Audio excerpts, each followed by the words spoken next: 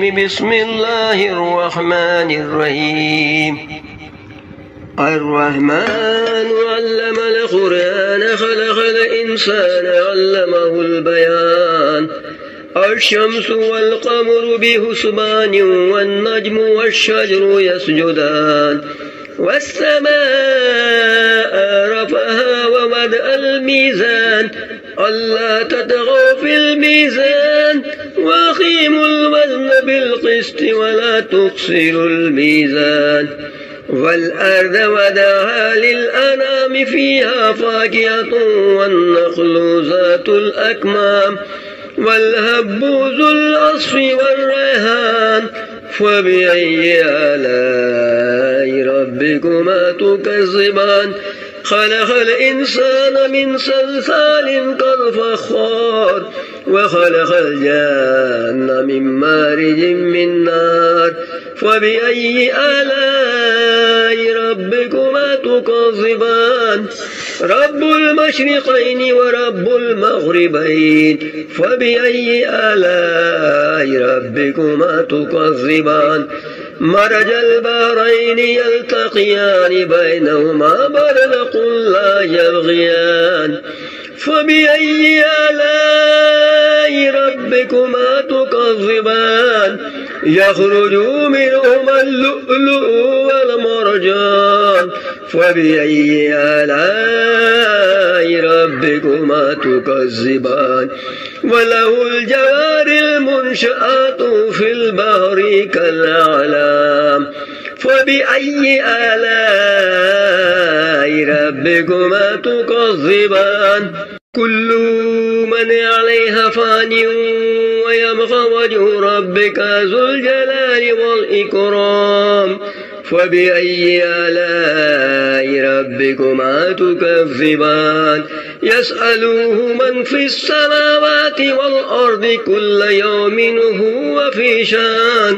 فبأي آلاء ربكما تكذبان؟ سنفرغ لكم أيها الثقلان. فبأي آلاء ربكما تكذبان؟ يا معشر الجن والإنس إن استطعتم أن تنفذوا من أقطار السماوات والأرض فانفذوا لا تنفذون إلا بسلطان. فبأي آلاء ربكما تكذبان؟ يرسل عليكما شواظ من نار ونحاس فلا تنتصران. فبأي آلاء ربكما تكذبان؟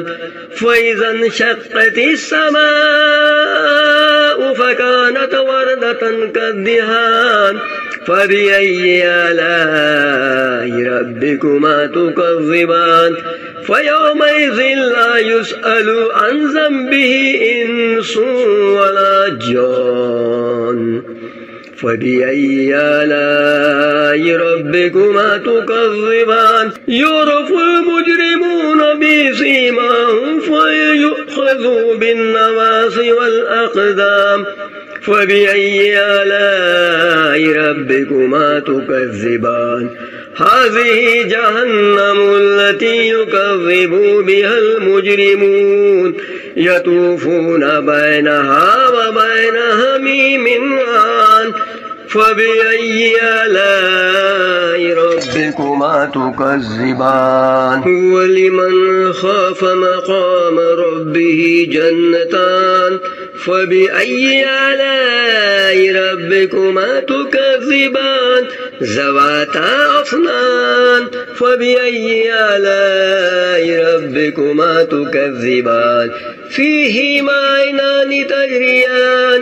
فبأي آلاء ربكما تكذبان؟ فيهما من كل فاكهة زوجان. فبأي آلاء ربكما تكذبان؟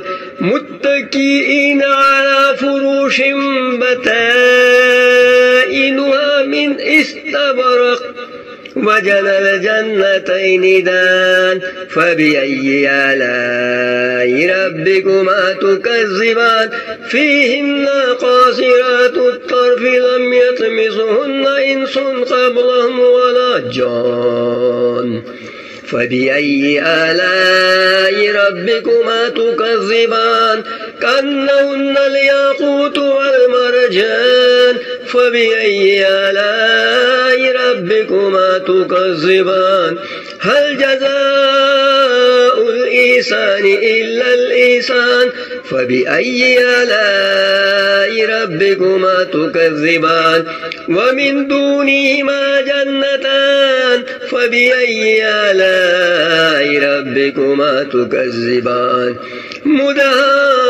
مدهامتان فبأي آلاء ربكما تكذبان فيهما عينان نضاختان فبأي آلاء ربكما تكذبان فيهما فاكهة والنخل والرمان فبأي آلاء ربكما تكذبان فيهن خيرات حسان فبأي آلاء ربكما تكذبان حور مقصورات في الخيام فبأي آلاء ربكما تكذبان لم يطمثهن إنس قبلهم ولا جان فبأي آلاء ربكما تكذبان متكئين على رفرف